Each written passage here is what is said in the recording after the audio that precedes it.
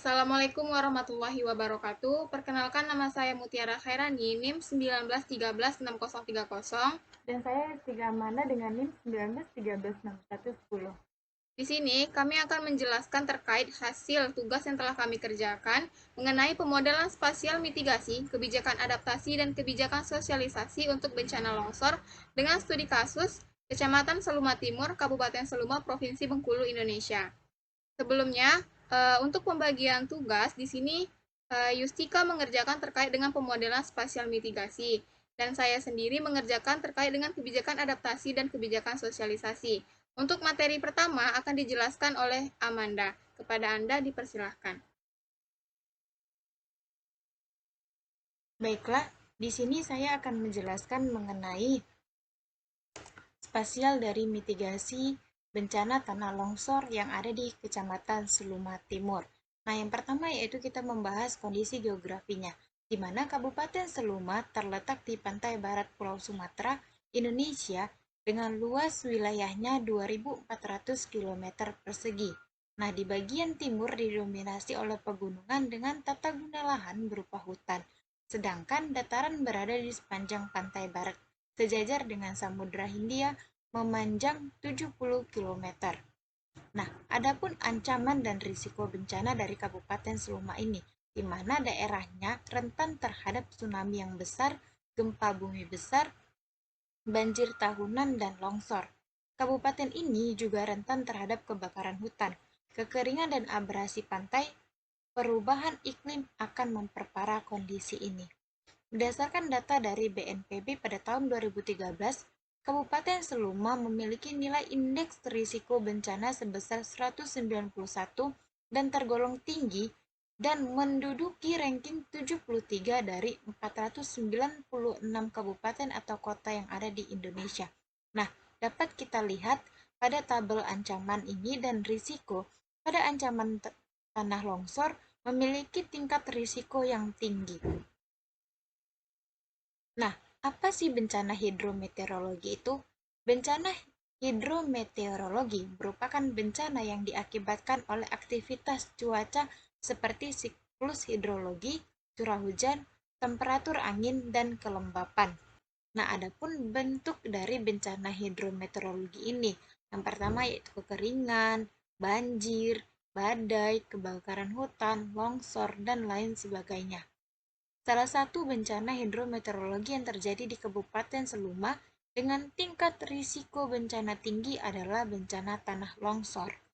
Nah, informasi dari Pusat Krisis Kesehatan terhadap Banjir dan Tanah Longsor Kabupaten Seluma, kejadian longsor atau daerah yang rawan terhadap terjadinya longsor berada di 5 kecamatan, yaitu Kecamatan Seluma, Seluma Barat, Seluma Timur, dan Talo Kecil. Nah, dari total titik longsor yang terjadi akibat curah hujan yang tinggi pada beberapa minggu terakhir, terdapat 17 titik longsor yang paling dominan terjadi di Kecamatan Seluma Timur, yang mana pada kecamatan ini topografinya didominasi oleh wilayah perbukitan. Nah, selanjutnya yaitu pemodelan spasial. Pemodelan spasial atau pemetaan merupakan suatu kegiatan yang paling utama dalam melakukan mitigasi bencana. Penyusunan peta bencana dilakukan melalui analisis yang holistik dengan menggunakan sistem informasi geografi. Pengembangan sistem informasi geografi yang terkait dengan kawasan bencana merupakan suatu rancangan dari penerapan sebuah sistem informasi dengan 3 kegiatan utama, yaitu input data hidrometeorologi, pemrosesan data, dan yang ketiga yaitu informasi data sebagai output. Nah, untuk input data hidrometeorologi ini seperti musim hujan, musim kemarau, curah hujan bulanan dan tahunan, data geologi, data kemiringan lereng, dan daerah-daerah yang potensial terhadap bencana. Nah, yang kedua itu pemrosesan data yang dilakukan dengan perhitungan dan penggabungan data. Nah, informasi data sebagai output berupa peta-peta yang berhubungan dengan sebaran kawasan yang rawan terhadap bencana. Nah, Selanjutnya yaitu pemetaan daerah rawan bencana longsor, di mana pada studi kasus di Kecamatan Seluma Timur ini kami menggunakan metode overlay, scoring, dan pembobotan. Nah, input data dalam analisis overlay ini ada peta lereng, peta penggunaan lahan, peta curah hujan, dan peta jenis tanah yang sudah dikonversikan ke dalam bentuk poligon. Nah, metode pembobotan ini mengacu pada parameter yang dilakukan oleh Kustrat Moko dalam Purba dan kawan-kawan pada tahun 2014. Nah, seperti yang kita lihat di sini ada tabel besaran bobot dan nilai parameter tingkat kerawanan bencana longsor di Kecamatan Seluma Timur. Yang pertama yaitu ada parameter lereng, di mana pada kecamatan ini terdapat 5 kelas, yaitu kelas datar, landai, agak curam berbukit, curam sampai dengan curam, dan sangat curam sampai dengan terjal. Dengan bobotnya sebesar 40 dengan nilai untuk kelas datar sebesar 0,02, dengan kelas landai 0,07, agak curam berbukit 0,15, curam sampai dengan sangat curam dengan nilai 0,32, dan tinggi dengan kelas sangat curam sampai dengan terjal sebesar 0,45. Nah, untuk total bobotnya sendiri, untuk kemiringan 0 sampai 8% sebesar 0,8, kemiringan 8 sampai 15% 2,8, dan kemiringan dengan 15 sampai 25% total bobotnya sebesar 6, dan 25 sampai 40% kemiringan dengan total bobot 12,8, dan yang terakhir kelas sangat curam dengan kemiringan lebih dari 40% total bobot sebesar 18. Nah, untuk curah hujannya sendiri, berdasarkan metode pembobotan ini terdapat 3 kelas. Namun pada studi kasus kami di Kecamatan Seluma Timur ini hanya terdapat 2 kelas, yaitu kelas tinggi dan kelas sedang, di mana kelas tingginya lebih dari 301 mm per bulan dan kelas sedang 100 sampai 300 mm per bulan dengan bobot sebesar 10, dan nilai untuk kelas tinggi sebesar 0,4 dan kelas sedang sebesar 0,3. Untuk total bobotnya sendiri dengan intensitas curah hujan lebih dari 301 mm per bulan sebesar 4 dan 100 sampai 300 mm per bulan sebesar 3. Nah, lanjut ke jenis tanah. Di parameter jenis tanah ini hanya ada kelas sedang dan rendah, dengan jenis tanahnya kambisol dan petsolik untuk kategori sedang, dan rendah untuk tanah aluvial dan latosol, dengan bobotnya sebesar 20. Nah, untuk nilai dari kelas sedang 0,3 dan nilai dari kelas rendah 0,2, dengan total bobot untuk nilai kelas sedang sebesar 6 dan kelas rendah sebesar 4. Nah, selanjutnya penggunaan lahan. Di Kecamatan Seluma Timur ini tidak terdapat kawasan hutan. Jadi, pengkelasannya hanya terdapat sawah, permukiman, kebun campuran, perkebunan, dan tegalan dengan bobotnya sebesar 30. Nah, untuk total bobot dari penggunaan lahan sawah sebesar 1,8, penggunaan lahan permukiman 2,7, kebun campuran total bobotnya 6,3, dan perkebunan 7,5, dan terakhir tegalan dengan total bobot 11,4. Nah, ini adalah peta dari parameter yang telah digunakan dalam spasial mitigasi kali ini.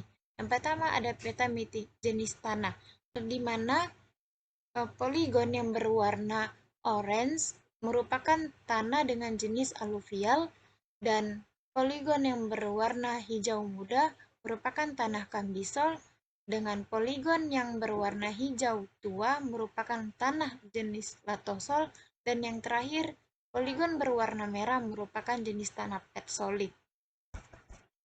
Selanjutnya yaitu peta penggunaan lahan di Kecamatan Seluma Timur.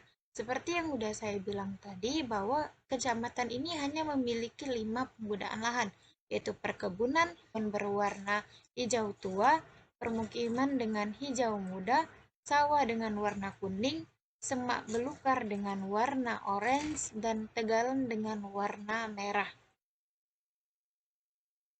Nah, ini adalah peta curah hujan yang ada di Kecamatan Seluma Timur, di mana hanya terdapat 2 kelas. Nah, selanjutnya ada peta lereng di Kecamatan Seluma Timur yang terdiri dari 5 kelas.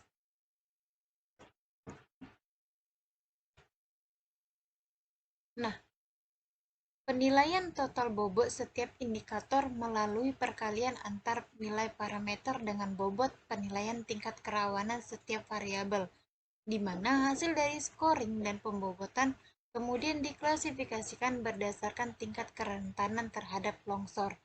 Pembagian kelas kerawanan ini mengacu pada pedoman dalam buku Risiko Bencana Indonesia pada tahun 2016 yang mengklasifikasikan tingkat kerawanan menjadi 5 kelas. Nah, rumus yang digunakan untuk mengklasifikasikan tingkat kerawanan dengan menghitung interval tingkat kerentanan atau ITK dengan rumus nilai maksimal dikurang nilai minimal per jumlah kelas. Dan pada studi kasus ini, nilai maksimalnya sebesar 39,4 dan nilai minimalnya sebesar 9,6 dibagi jumlah kelas 5 dan diperoleh ITK sebesar 5,96. Nah, berdasarkan hasil perhitungan rumus ITK tersebut, interval kerawanan masing-masing kelas untuk kelas sangat rendah sebesar 9,6 sampai 15,56. Untuk kelas rendah 15,6 sampai 21,52. Untuk kelas sedang 21,52 sampai 27,48 dan kelas tinggi 27,48 sampai 33,44 dan kelas sangat tinggi 33,44 sampai 39,4.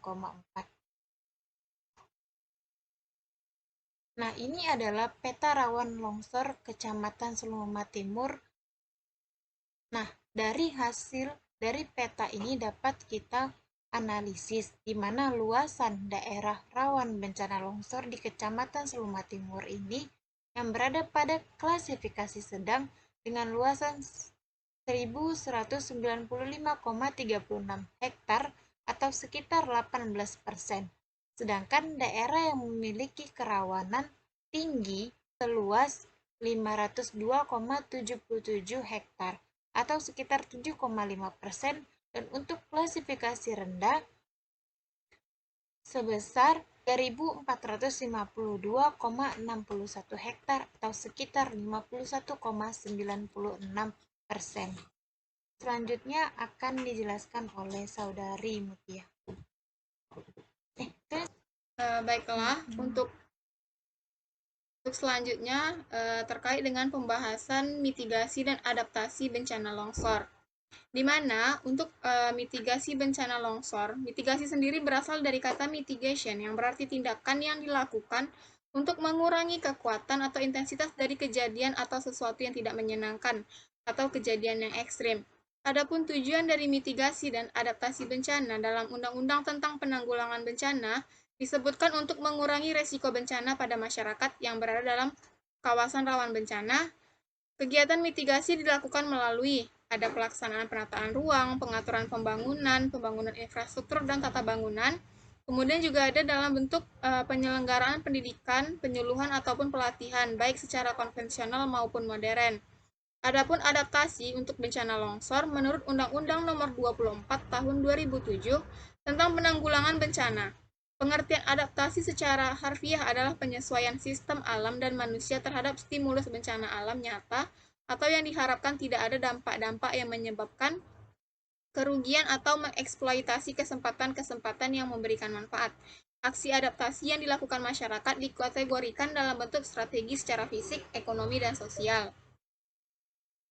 Dalam menentukan arahan mitigasi, adaptasi, ataupun kebijakan sosialisasi bencana, khususnya untuk bencana longsor, digunakan metode yang disebut dengan metode analytical hierarchy process atau AHP, di mana AHP sendiri memiliki banyak keunggulan dalam menjelaskan proses pemilihan prioritas atau pengambilan keputusan. AHP sendiri itu merupakan metode untuk memecahkan suatu situasi yang kompleks. Peralatan utama HP adalah memiliki sebuah hierarki fungsional dengan input utamanya persepsi manusia. Atau bisa kita katakan bahwa persepsi manusia itu disusun menjadi bentuk hierarki. Adapun tahapan-tahapan yang dilakukan dalam penyusunan metode AHP ini, yang pertama adalah decomposition, di mana tahap pertama ini merupakan penyederhanaan persoalan dalam bentuk hierarki. Tujuannya adalah agar kriteria mitigasi untuk menemukan upaya yang dapat dilakukan berdasarkan tingkat prioritasnya. Di sini untuk hierarki mitigasi untuk bencana longsor di Kecamatan Seluma, upaya yang dilakukan ada 5. Yang pertama ada pemetaan daerah rawan bencana longsor, kemudian pembuatan prediksi terkait bencana, kemudian adanya pendidikan dan latihan sumber daya manusia, pembuatan jalur dan rambu evakuasi, dan pembentukan satuan tugas. Kemudian setelah dibuat bentuk hierarki upaya mitigasinya, kita lakukan langkah selanjutnya adalah komparatif judgments, di mana dilakukan pembuatan matriks pembanding. Setelah selesai menghitung matriks perbandingan, kemudian dilakukan perhitungan eigenvektor, yang mana eigenvektor itu merupakan nilai rata-rata dari setiap matriks perbandingan berpasangan. Adapun dari hasil matriks sebelumnya, dari 5 upaya mitigasi tadi, kita buatkan ke dalam bentuk perhitungan, di mana setiap kriteria seperti pemetaan daerah rawan, pembuatan prediksi bencana, pendidikan, dan pembuatan jalur ataupun pembentukan satuan tugas ini kita berikan nilai yang berdasarkan pada persepsi kita. Atau biasanya pada penelitian lain, persepsi ini dilakukan dengan dapat memberikan kuesioner kepada masyarakat ataupun para ahli ataupun dari badan BNPB.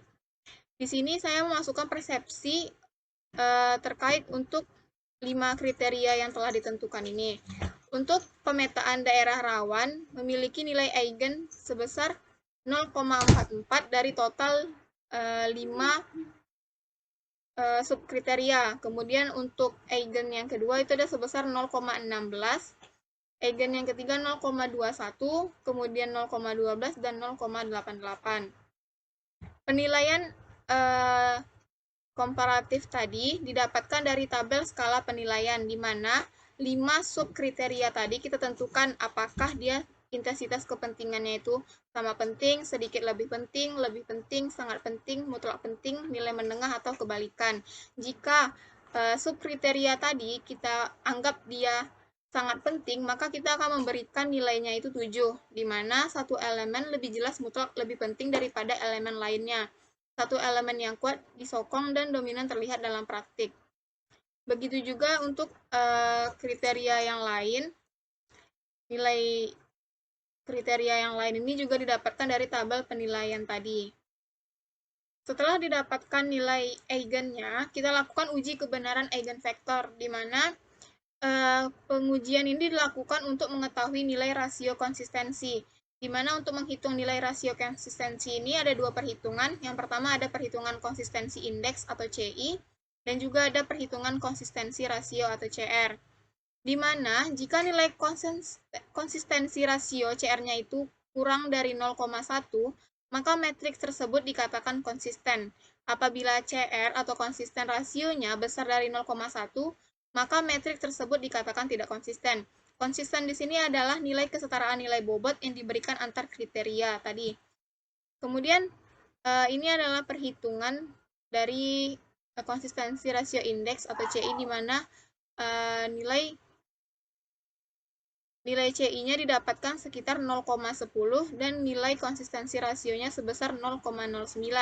Artinya di sini nilai CR-nya itu kecil dari 0,1, maka derajat konsistensinya itu dapat diterima dan hasil pembobotan dalam langkah synthesis of priority dapat digunakan, di mana pembobotan dilakukan dengan menghitung nilai eigen dikali dengan 100. Ini adalah hasil dari model kebijakan adaptasi mitigasi dan risiko sosial bencana longsor, di mana dari 5 subkriteria yang digunakan tadi didapatkan pemetaan daerah rawan menjadi prioritas utama dengan hasil sebesar 43,94. Kemudian prioritas kedua itu adalah pendidikan dan latihan sumber daya manusia. Selanjutnya, pembuatan prediksi bencana itu masuk ke dalam prioritas yang ketiga sebesar 15,61. Kemudian pembuatan jalur dan rambu evakuasi sebesar 11,82 dan pembentukan satuan tugas sebesar 7,83%. Dari kelima faktor ini, faktor yang menjadi prioritas utama itu adalah pemetaan daerah rawan, kemudian prioritas kedua itu pendidikan dan latihan, kemudian pembuatan prediksi bencana, pembuatan jalur dan rambu evakuasi, serta pembentukan satuan tugas merupakan prioritas yang terakhir. Adapun hasil dari analisis dari urutan prioritas tertinggi hingga terendah dalam upaya mitigasi dan adaptasi sosialisasi daerah rawan bencana longsor Kecamatan Seluma Timur. Yang pertama itu untuk pemetaan daerah rawan, di mana variabel pemetaan daerah rawan merupakan prioritas upaya mitigasi dengan bobot sekitar 43,94%, sehingga pemetaan daerah rawan ini menjadi prioritas yang tertinggi. Pemetaan daerah rawan ini menjadi langkah awal untuk mengidentifikasi daerah rawan bencana longsor dengan melakukan pemetaan. Kemudian pendidikan dan latihan sumber daya manusia menjadi prioritas upaya mitigasi kedua dengan bobot sebesar 20,80%, dengan melakukan seperti sosialisasi kemungkinan kejadian bencana yang ada di sekitar, edukasi histori bencana, bentuk antisipasi, kemudian meningkatkan pemahaman rambu bencana, dampak bencana terhadap diri sendiri, keluarga, masyarakat, dan cara menghadapi situasi bencana dan bagaimana cara penyelamatan diri. Kemudian, upaya yang ketiga adalah pembuatan prediksi bencana. Dengan adanya prediksi, yang diharapkan adalah dapat mempermudah pihak berwajib dalam mempersiapkan kebutuhan mitigasi dan penanggulangan bencana sehingga memperkecil dampak yang terjadi. Yang keempat adalah pembuatan jalur dan rambu evakuasi. Evakuasi itu penting karena dapat memulihkan keadaan menjadi normal dan mencegah, menekan, atau mengurangi cedera, kerusakan aset, serta kerugian material pada saat terjadinya bencana. Kemudian, untuk pembentukan satuan tugas berada pada prioritas terakhir, karena satuan tugas cenderung bergerak lebih ketika terjadinya bencana atau setelah terjadinya bencana. Dengan adanya upaya pengurangan risiko dengan menggunakan kebijakan mitigasi dan adaptasi risiko bencana longsor di Kecamatan Seluma, seperti pemetaan daerah rawan bencana, pendidikan pelatihan bencana, pembuatan prediksi bencana, dan pembuatan jalur dan rambu evakuasi serta pembentukan satuan tugas dapat dijadikan acuan untuk menjadikan daerah Kecamatan Seluma tanggap bencana longsor. Sekian dari saya untuk penjelasan materi tugas yang telah dipresentasikan.